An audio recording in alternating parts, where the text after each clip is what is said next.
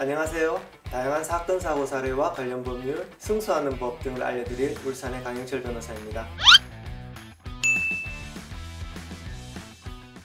오늘은 형사 절차에서 피고인들이 제출하는 반성문에 대해서 알아보겠습니다.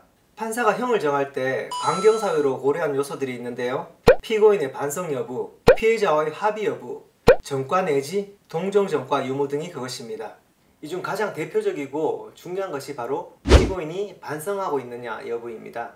그런데 피고인의 마음속을 들여다볼 수가 없으니 피고인이 진지한 반성을 하는지 여부는 반성문 제출 같은 외부적인 행위로밖에 판단할 수 없겠죠. 그런데 판사가 반성문을 일일이 다 읽어볼까 하는 생각을 하실 수도 있는데, 제가 아는 몇몇 판사분들에게 물어본 결과 대답은 다 읽어본다 였습니다. 반성문을 제출하는 경우 감형이 되는 비율이 높고, 특히 성범죄의 경우 피고인의 71% 정도가 진지한 반성을 한다는 이유로 감형을 받고 있다는데요. 그렇다 보니 인터넷 등에서는 반성문 대필업체까지 성행하고 있습니다. 포털 사이트에서도 반성문, 성범죄, 형사사건 등의 키워드를 검색하면 쉽게 반성문 모음 파일이나 반성문 대행 서비스를 찾을 수 있습니다. 또한 법률 소식 사이트에서는 5만원에 380쪽 반성문 모음집을 다운로드 받을 수 있고, 대학 리포트나 자기소개서 등을 거래하는 사이트에서도 강제추행 범죄자가 작성한 반성문을 3,000원에 살 수 있다고 합니다. 또 회원수 9만 명이 넘는 한 성범죄 전문 카페에서는 반성문 쓰는 방법, 처벌을 약하게 받을 수 있는 요령 등이 공유된다고 하는데요. 대표적으로 한국성폭력상담소에 일단 정기 후원을 시작하고 판결이 나고 나면 곧바로 후원을 끊어도 된다라는 것입니다.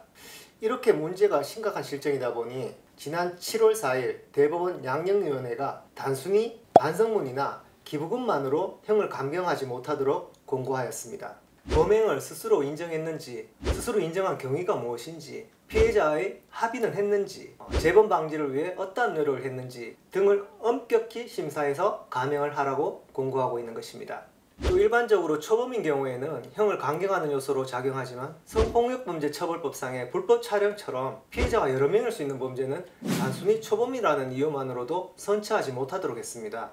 참고로 최근 미투운동, N번방 사건 등의 영향으로 성범죄에 대해서 민형사상 책임을 점점 강하게 묻는 추세입니다. 반성문 작성에 특별한 형식은 없습니다. 화려한 문장일 필요도 없죠. 진정성을 담는 것이 가장 중요합니다. 때문에 변명으로 일관하거나 반성문 작성 대행업체를 통한 천편일률적인 반성문을 제출하는 경우에는 오히려 역효과를 불러올 수 있습니다. 남이 써준 반성문을 그대로 제출하는 것보다는 다소 조금의 도움을 받더라도 내가 직접 정성을 들여 반성문을 써서 내는 것이 분명히 효과가 있을 거라고 생각합니다. 오늘 준비한 이야기는 여기까지입니다. 강변의 변호, 다음 시간에 또 다른 유익한 주제로 찾아뵙겠습니다.